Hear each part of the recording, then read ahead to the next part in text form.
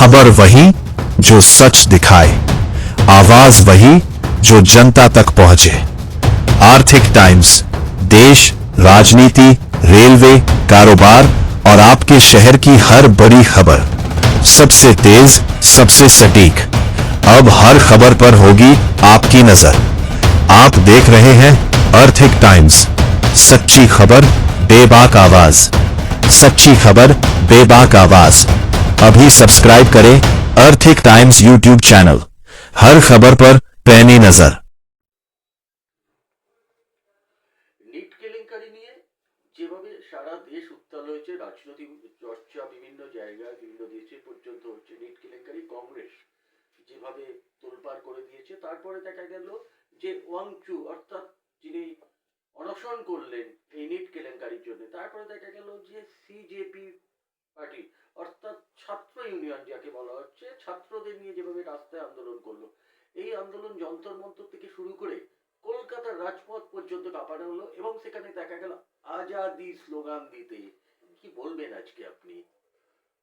আমি আমার পরিচয়টা আপনারা জানেন আশা করি।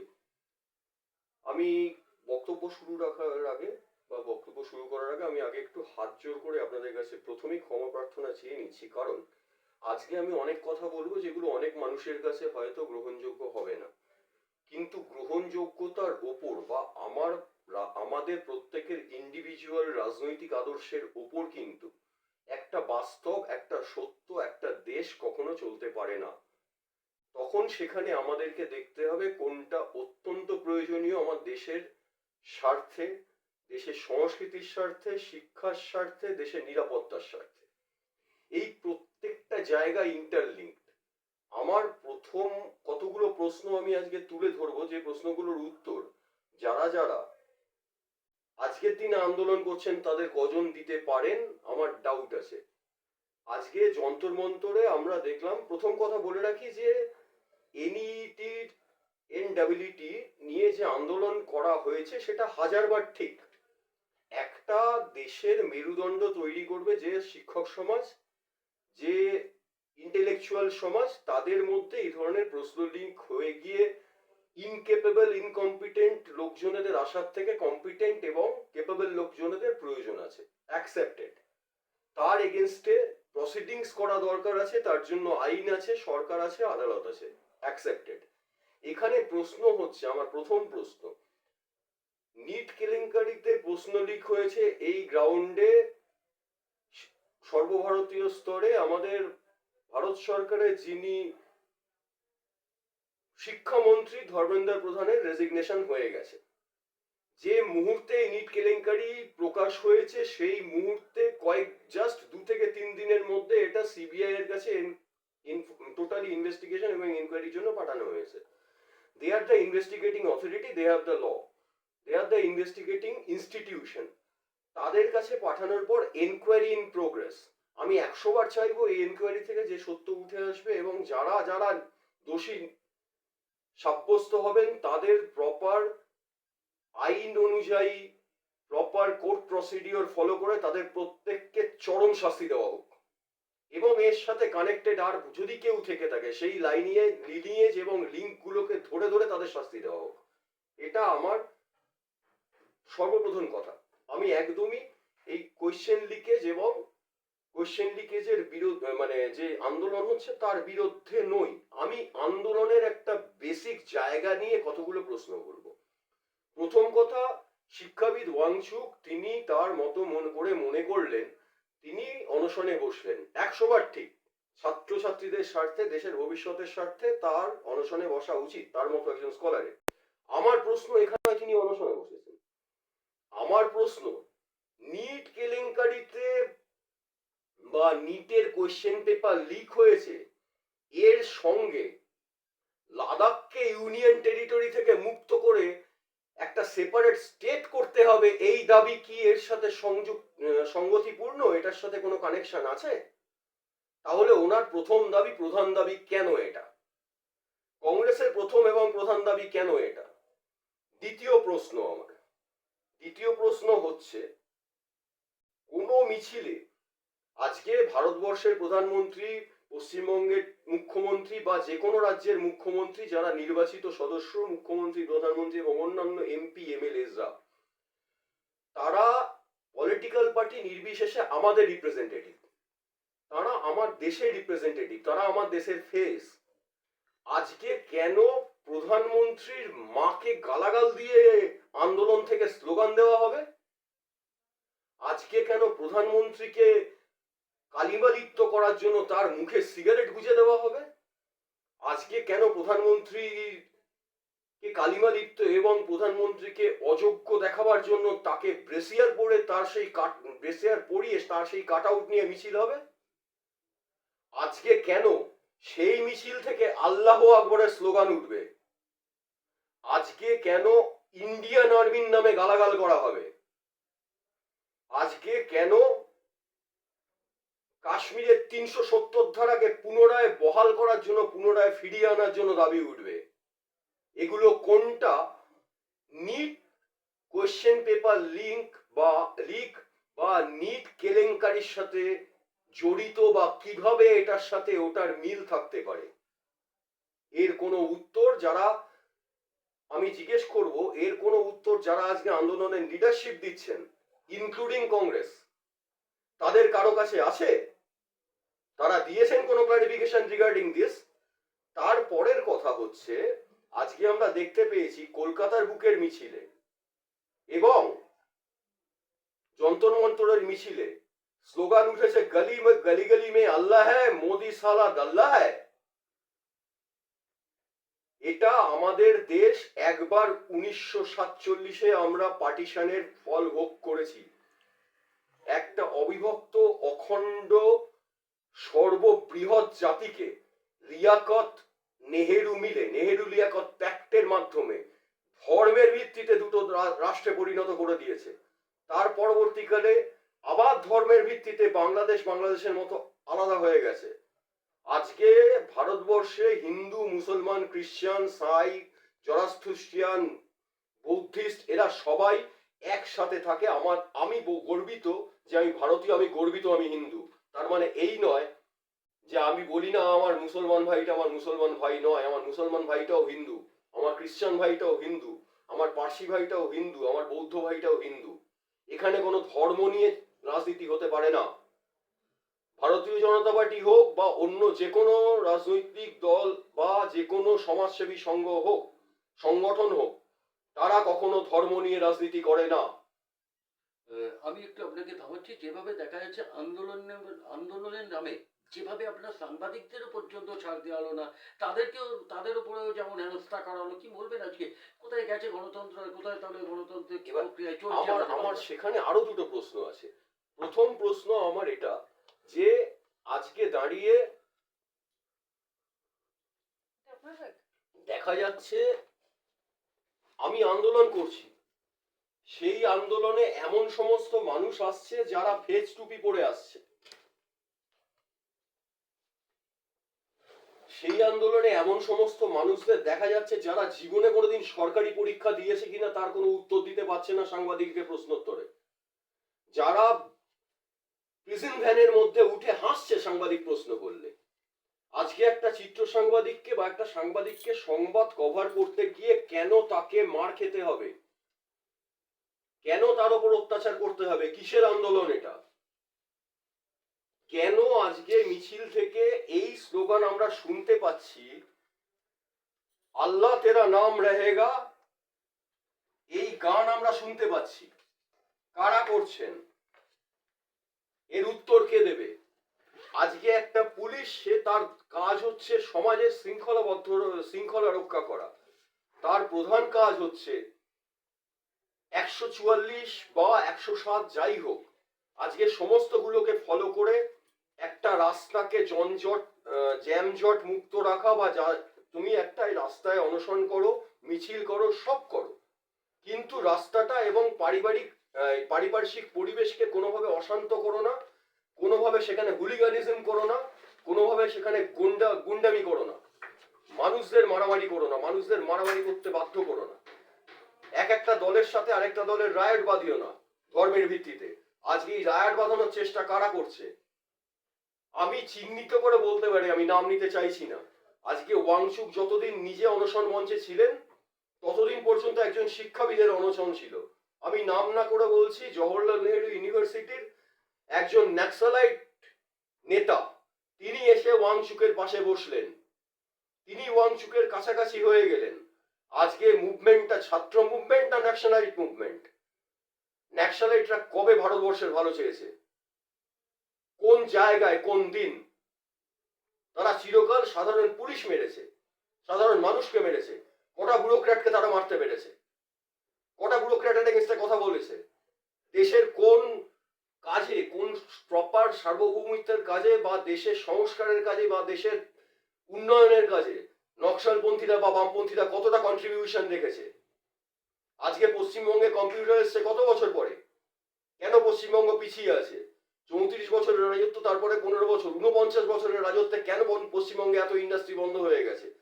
কই, আগে তো আমরা দেখিনি সাংবাদিকদের এভাবে মারা হয়েছে, অ্যাটাক করা হয়েছে, পুলিশকে মারা হয়েছে, অ্যাটাক করা হয়েছে। আমরা কোন ধরনের ভারতীয় রাজনীতিতে বড় হচ্ছি, ভারতীয় সংস্কৃতিতে বড় হচ্ছি? না, একটু থামাচ্ছি। যেভাবে আপনার আজাদি স্লোগান দেওয়া হয়েছিল, আমার প্রথম কোশ্চেন ছিল আজাদি স্লোগান দেওয়া হয়েছিল, তাহলে কি মনে করছেন সেই আগে ইংরেজদের যেমন আমরা কি আবার ফিরে যাচ্ছি?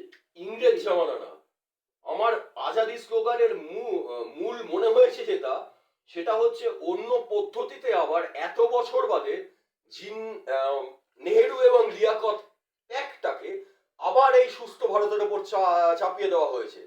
বলা হয়েছে ভারতবর্ষে বিজেপি বিরোধী দল দরকার, বিজেপি থাকবে না ভারতের রাজনীতিতে। কেন? ভারতীয় জনতা পার্টি আজকে আসার পর সারা বিশ্বে আমরা এই মুহূর্তে একটা পাওয়ারফুল কান্ট্রি, আমাদের মাথা নিচু করে চলতে হয় না। আমি কোনো পরিবারের নাম করছি না, কিন্তু এমনিই বলে দিচ্ছি, সবাই বুঝবেন। কোয়েত ট্রিচির মতো লোকেদের মাধ্যমে আমাদের বাইরে থেকে, বিদেশ থেকে আমদানি করে তার বিনিময়ে টাকা খেতে হয় না। আমার দেশে অ্যামকা প্রজেক্ট হচ্ছে। আমরা বিভিন্ন কান্ট্রি, ফ্রান্স বলুন, জার্মানি বলুন, রাশিয়া বলুন, যাদের সাথে যে কটা আমরা চুক্তি করেছি, সব চুক্তি কিন্তু করেছি আমরা টেকনোলজি ট্রান্সফার সহ। আমি ফ্রান্স থেকে রাফাল কিনছি, রাফালসের টেকনোলজি কিনছি। কেন? আমার ইন্ডিজেনিয়াস মডেলে আমি আমার নিজস্ব টেকনোলজি গড়ে তুলব। আজকে আমার অ্যামকা প্রজেক্ট সাকসেসের দিকে। আজকেই কেন? আজকে আপনারা ভাবুন, আজকে 2026 সালের শুরু, হঠাৎ করে এই, আর দেখুন, যে কোনো দল আরশোলা দল হতে পারে, ইঁদুর দল হতে পারে, শিয়াল দল হতে পারে, নেকড়ে দল হতে পারে, কোনো আপত্তি নেই। এটা ডেমোক্রেটিক কান্ট্রি, এখানে যে কোনো দল হতে পারে। আমার প্রশ্ন, 2026-এর শুরুতে এই আন্দোলনের প্রকাশ কেন? আজকে নিটের কোয়েশ্চেন পেপার লিক হচ্ছে কংগ্রেস যখন ক্ষমতায় তখন থেকে। আজকে 2026-এ কেন এই আন্দোলনের প্রয়োজন? কারণ 2026-27 নিয়ে সরগরম করতে পারলে 2029-এর পার্লামেন্ট ইলেকশনে একটা জায়গায় বিরোধীরা এসে একটা জায়গা করতে পারবে বা করার চেষ্টা করবে। আজকে কেন 26-এর এখানে আন্দোলন? কারণ অ্যামকা প্রজেক্ট সাকসেসফুলি রান করছে। 2027-এ আমাদের কালাবাড়ি ইঞ্জিন বেরিয়ে গেছে, আমরা অ্যামকা প্রজেক্ট কমপ্লিট করে ফেলছি 2009-এর মধ্যে। আমার কাছে লাইট কমব্যাট এয়ারক্রাফট আসবে, যেটা সারা পৃথিবী চাইছে আমার কাছ থেকে কিনতে। আজকে ব্রহ্মসের মতো মিসাইল, কালির মতো সিস্টেম সারা পৃথিবীর বুকে আমাদের কাছ থেকে এক্সপোর্ট করার চেষ্টা করা হচ্ছে। সারা পৃথিবী তারা ইম্পোর্ট করতে চাইছে আমাদের কাছ থেকে। আমরা এক্সপোর্ট কোয়ালিটিতে এমন জায়গায় এগিয়ে গেছি। অসুবিধাটা হচ্ছে কাদের? অসুবিধা হচ্ছে পৃথিবীর সব থেকে বড় অস্ত্র ব্যবসায়ী আমেরিকার। অসুবিধা হচ্ছে, আমি নাম না করে বলছি, আরো কোনো আমাদের প্রতিবেশী কান্ট্রি দুটোর। তাদের অসুবিধা কোথায়? তারা দেখছে ভারত স্বায়ত্ত শাসনে চলছে, ভারতের শির দ্বারা সোজা হয়ে গেছে, অপারেশন সিঁদুর বুঝিয়ে দিয়েছে। ভারত আজকে আর একটা লুকিয়ে পড়া স্টেট নয়। ভারত মার খেয়ে বসে থাকবে না, ভারত ভেতরে ঢুকে মারবে। আচ্ছা স্যার, এই যা আন্দোলনটা হচ্ছে, যেভাবে শ্রীলঙ্কাতে আন্দোলন হয়েছিল, এরপরে বাংলাদেশ হলো, নেপালে হলো আন্দোলনটা, এই যা আমাদের ভারতবর্ষে আন্দোলনটা হচ্ছে, জনদ্বন্দ্ব শোনা যাচ্ছে এই আন্দোলনের মধ্যে বিদেশি। দেখুন, এগুলো না প্রত্যেকটা এক একটা কনসিকুয়েন্সিয়াল চেন। আপনি যদি দেখেন, বাংলাদেশে ইউনুসকে বসানো হয়েছিল, বসিয়েছিল কিন্তু দাদেন প্রেসিডেন্ট বাইডেন, যার নামটা খালেদা জিয়া করেননি, হাসিনা করেননি। কিন্তু হাসিনা বলেছিলেন একজন শ্বেতাঙ্গ, তিনি এসে সেন্ট লুইস পোর্টটাকে দখল করার জন্য হাসিনাকে বলেছিল, তুমি ওই পোর্ট আমায় ছেড়ে দাও, আমি তোমাকে ক্ষমতায় রেখে দেবো। হাসিনা রাজি হয়নি ভারত বিরোধী সেই কাজ করতে। আমেরিকা ওখানে ঢুকতে চেয়েছিল। ভারত সেটা বুঝতে পেরে রাশিয়াকে রিকোয়েস্ট করাতে রাশিয়া আমাদের রিকোয়েস্ট মেনে ওখানে রণতরী ঢুকিয়ে দিয়ে বসে আছে। আজকে আমরা কোয়াডের সদস্য, Japan, south Korea, Brazil, India, ওখানে আমেরিকা নামকাও আসতে আছে, কিন্তু মেন ফোর্স হচ্ছে ইন্ডিয়া, সাউথ কোরিয়া এবং জাপান। তারাই কিন্তু ওই রিজিয়নটা শাসন করে। আজকে ভারতবর্ষের যে সেনাবাহিনীর উন্নতি, ভারতবর্ষের যে এয়ারফোর্সের উন্নতি, ভারতবর্ষের যে ইন্টারনাল ডেভেলপমেন্ট উন্নতি, এই সমস্তগুলো এদেরকে গায়ে চুলকানি ধরিয়ে দিয়েছে। তার কারণ কি? তার কারণ হচ্ছে ভারত বলছে আজকে ধর্মের ভিত্তিতে সংখ্যালঘু হবে না। আজকে সংখ্যালঘু বিচার করতে গেলে প্রত্যেকটা স্টেটে তার হাতে পাওয়ার থাকবে। সে সংখ্যালঘু বিচার করবে schedule caste, schedule tribes, other backward ক্লাসদের মাথায় রেখে তাদের রিপ্রেজেন্টেটিভদের সাথে কথা বলে। এখানে অন্যায় কোথায় আছে? একটা দেশে আমি যখন দেখব আমার কাকে অনুদান দেওয়া দরকার, আমি দেব যে ফিনান্সিয়ালি ব্যাকওয়ার্ড ক্লাস, যার কোটি কোটি টাকা আছে, তার সে বিশেষ বিশেষ ধর্মের অধিকারী বলে তাদেরকে সুযোগ সুবিধা দিতে হবে, এটা কোথাও হতে পারে না। এখানে আমি আরেকটা ইম্পর্টেন্ট কোশ্চেন তুলবো, যেটা এই আন্দোলনের ক্ষেত্রে অত্যন্ত প্রাসঙ্গিক। দুটো প্রশ্ন। আমার ভারতবর্ষের দেশটা যখন বিভক্ত করা হয়েছিল তখন ধর্মের ভিত্তিতে ভারত পাকিস্তান হয়েছিল। সেই সময় আমি এর আগে ইতিহাসটা বলেছি, আমি রিপিট করতে চাইছি না। Bengal Province, the provincial government চেয়েছিল বেঙ্গলটাকে নিয়ে চলে যেতে পাকিস্তানে। সেটাকে আটকেছিলেন শ্যামাপ্রসাদ। শ্যামাপ্রসাদ বাধ্য হয়েছিলেন এটা বলতে, হিন্দু বাঙালির জন্য হোমল্যান্ড চাই। তাই সে আজকে ভারতবর্ষের বুকে বিভিন্ন সময় ইতিহাস বিকৃতি করে শ্যামাপ্রসাদকে বলা হয়েছে দেশদ্রোহী। তিনি দেশদ্রোহী ছিলেন না, তিনি দেশভাগের নায়ক ছিলেন না। দেশভাগের নায়ক ছিল জওহরলাল নেহরু এবং লিয়াকত প্যাক্ট। আজকে আমার একটা কথা বলুন তো, আমার দেশের সংবিধানের প্রিয়াম্বেলে বলা আছে আমরা ধর্মনিরপেক্ষ দেশ। যে দেশ ধর্মনিরপেক্ষ হবে সে দেশে মাইনরিটি ক্লাস বলে কি? ধর্মনিরপেক্ষ মানে অল আর ইকুয়াল। একটা হিন্দু ইন্ডিয়ান, একটা মুসলমান ইন্ডিয়ান, একটা খ্রিস্টান ইন্ডিয়ান, একটা বুদ্ধিস্ট ইন্ডিয়ান, সব ধর্ম ইকুয়াল। আমরা, আমাদের পরিচয় আমরা ভারতীয়। সেখানে কেন সংখ্যালঘুত্ব? আজকে কেন আর্টিকেল 43-তে বলে দেওয়া থাকবে যে একটা বিশেষ সম্প্রদায় তারা নিজেদের মতো করে নিজেদের মসজিদ করতে পারবে? আর কেন একটা হিন্দু মন্দির গড়তে গেলে একটা রাম মন্দির গড়ার জন্য 50 বছরের উপর অপেক্ষা করতে হবে, সুপ্রিম কোর্টের আদেশে রাম মন্দির হবে? আমরা হিন্দুরা সহনশীল, কিন্তু আমরা কাপুরুষ নই। আমাদের ধর্ম আমাদের শিখিয়ে, এটা ধর্ম নয়, হিন্দু একটা বাদ। রামকৃষ্ণদেবের কথা, এটা একটা পুকুর যেখানে বিভিন্ন ঘাট থেকে বিভিন্ন ধর্মের লোকেরা এসে জল তুলছে আর পান করছে। আজকে আমরা হিন্দুরা, আজকে আমি যদি স্বামী বিবেকানন্দের কথা বলি, চিকাগোতে তাকে যখন জিজ্ঞেস করা হয়েছিল তুমি হিন্দু ধর্ম নিয়ে কথা বলতে এসছো ভাই, তুমি হিন্দুত্ববাদ বোঝাবে আমাদের, তোমার ধর্মগ্রন্থ গীতা দেখো সবার নিচে পড়ে আছে, তার উপরে অন্য সমস্ত ধর্মের ধর্মগ্রন্থ পড়ে আছে। স্বামী বিবেকানন্দ দুটো উত্তর দিয়েছিলেন, মুচকি হেসে বলেছিলেন ওটাই আমার হিন্দু ধর্ম।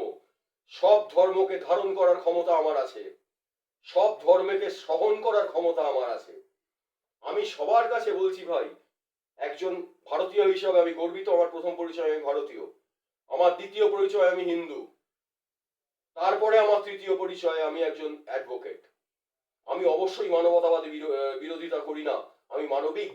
আমি মানুষের জন্য যা যা করি, অনেক আচ্ছা আচ্ছা পলিটিশিয়ান সেটা করতে পারবে না। এখানে আমার আরেকটা কথা বলার আছে, আমি এটা প্রত্যেকের কাছে হাত জোর করে অনুরোধ করব, ভাই ধর্মের ভিত্তিতে আর কোনো ভাগ করবেন না। পশ্চিমবঙ্গ বা ভারতবর্ষ আর কোনো ভাগ চায় না। আমরা দেশভাগের স্মৃতি এখনো ভুলিনি, দেশভাগ এখনো দগদগে ঘা আমাদের কাছে। এটাকে অখণ্ড ভারত থাকতে দিন, আমাদের মতো কাজ করতে দিন, সেনাবাহিনীকে সেনাবাহিনীর মতো কাজ করতে দিন, পুলিশকে পুলিশের স্বাধীনতার মতো কাজ করতে দিন, এবং যারা যারা দোষী তাদের বিরুদ্ধে যখন ইনভেস্টিগেশন আরম্ভ হয়েছে সিবিআই কে ইনভেস্টিগেটিং এজেন্সি হিসাবে কাজ করতে দিন। তাদের ফল কি বেরোয় দেখুন, আদালত কি রায় দেয় দেখুন, আইনের ওপর ভরসা রাখুন। হুলিগানিজম করে কোনোদিন কোনো দেশের মঙ্গল হয় না। এটাকে ছাত্র আন্দোলন বলে না, ছাত্র আন্দোলন আমরাও করেছি ছোটবেলায়, আমরা কাউকে মারিনি, আমরা সাংবাদিক পেটাইনি, আমরা পুলিশ পেটাইনি। ছাত্র আন্দোলন রাস্তায় থেকে করে ওঠা ছেলে আমি।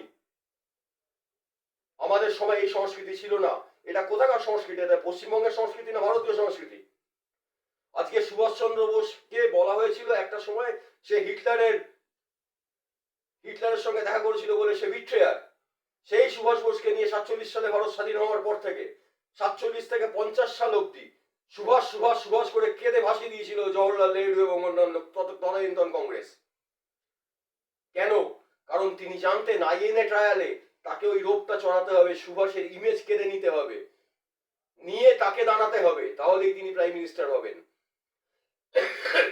আজকে মোহাম্মদ আলী জিন্নাহ ভারত ভাগ হওয়ার পর 6 মাস থেকে 1 বছর বেঁচে ছিলেন। তিনি ক্যান্সার পেশেন্ট ছিলেন।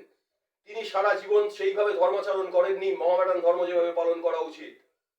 সেই মানুষটাকে সৈয়দ মুজফফর আহমেদের 2 ভাইয়ের একজন সব থেকে কাছের শিষ্য লিয়াকত আলী এবং তার আরেক ব্রাদার, সেই লিয়াকত আলীর মাধ্যমে জিন্নার মধ্যে মুখ দিয়ে কথা বার করে দেওয়া হয়েছিল আমার পাকিস্তান চাই ধর্মের ভিত্তিতে। অপমানিত হয়েছিলেন জিন্নাহ। কেন? জওহরলাল নেহরু গোল টেবিল বৈঠকে যখন হস্তান্তর হওয়ার কথা চলছে, মাউন্ট ব্যাটেন উপস্থিত, মহাত্মা গান্ধী উপস্থিত, জওহরলাল নেহরু উপস্থিত, জিন্নাহ উপস্থিত, লিয়াকত উপস্থিত, যোগেন মন্ডল উপস্থিত। সেই বৈঠকে জিন্নাহকে একটা বাথরুমের সামনে একটা স্টুলে বসিয়ে রাখা হয়েছিল। এটা ভুলে যাবেন না, Jinnah was the most successful barrister in England. আমি একটা কথা কোট করছি আপনাদের, কোন এক লর্ড কুইন্স কাউন্সিল ছিলেন জিন্নাহ, কোন এক লর্ড তাকে একবার আর্গুমেন্টের সময় বলেছিল, you the bloody Indians. Jinnah's answer was there, yes, we are bloody Indians, that is why you swines are ruling upon me. This was Muhammad Ali Jinnah. তাকে কালিমা লিপ্ত করেছে জওহরলাল। আর সেখানে আমি চিরকাল যাকে মৌনী বাবা বলি, আজও বলি, গর্বের সাথে বলি, আমি তাকে ব্যক্তিগতভাবে জাতির জনক মনে করি না, আমি তাকে মহাত্মা মনে করি না। সেই মহাত্মা গান্ধী মৌনী বাবা হয়ে বসেছিলেন। তার প্রথম লড়াই ছিল সুভাষকে তাড়ানো, তারপরে দেখলো সুভাষকে তাড়িয়ে অরবিন্দ চলে এসছে, তারপর অরবিন্দকে তাড়ানো, তারপর দেখলো এই তো সামলানো যাচ্ছে না, বাংলার ঘরে ঘরে অরবিন্দ সুভাষ জন্মাচ্ছে, আবার শ্যামাপ্রসাদ উঠে এসছে, আশুতোষের ছেলে, বেঙ্গল টাইগারের ছেলে।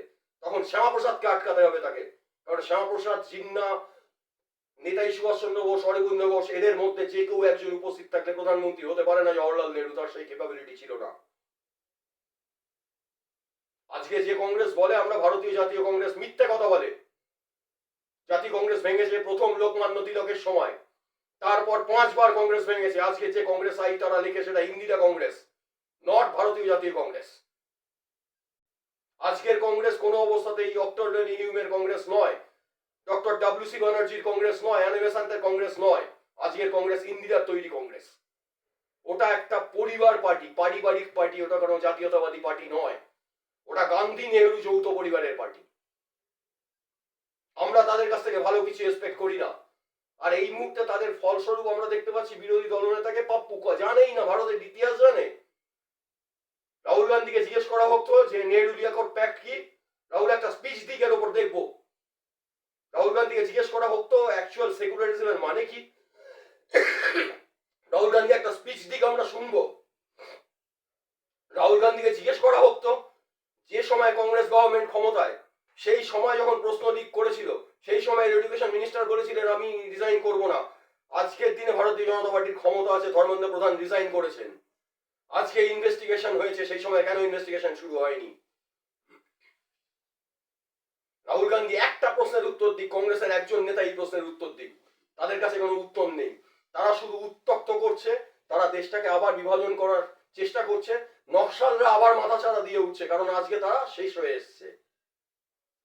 আজকে একটা নকশালপন্থী নেতা ওয়াংচুকের সাথে বসে আছে, ওয়াংচুক সেপারেট ল্যান্ড চাইছে, সেপারেট স্টেট চাইছে দাদাকে। কেন?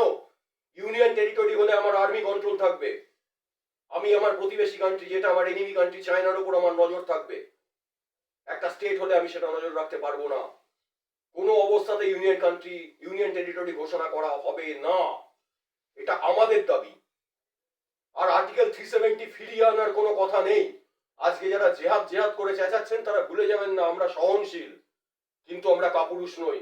আমার মাকে আক্রমণ করলে আমি তাকে ছেড়ে দেবো না। আমি আপনার ধর্মকে শ্রদ্ধা করি, তার মানে এই নয় আপনি আমার ধর্মের ওপর অত্যাচার করবেন, আমার দেশের ওপর অত্যাচার করবেন, আমরা মুখ বন্ধ করে বসে থাকবো। আমরা বসে থাকবো না। আমরা যেমন কলম তুলতে জানি, আমরা প্রয়োজনে কিন্তু অ্যাকশনও করতে জানি। ওই যে বললাম আমি কিন্তু ছাত্র রাজনীতি করে ওঠা ছেলে, যুব রাজনীতি করে ওঠা ছেলে, অ্যাকশন করতে আজও ভুলে যাইনি। আমার কথা যদি কারো খারাপ লাগে, কারো ক্ষমতা থাকলে আমার এগেনস্টে অ্যাকশন নিয়ে দেখাবেন, এই ওপেন চ্যালেঞ্জটা দিয়ে রাখলাম। নমস্কার, এর বেশি আর কিছু বলতে চাই না।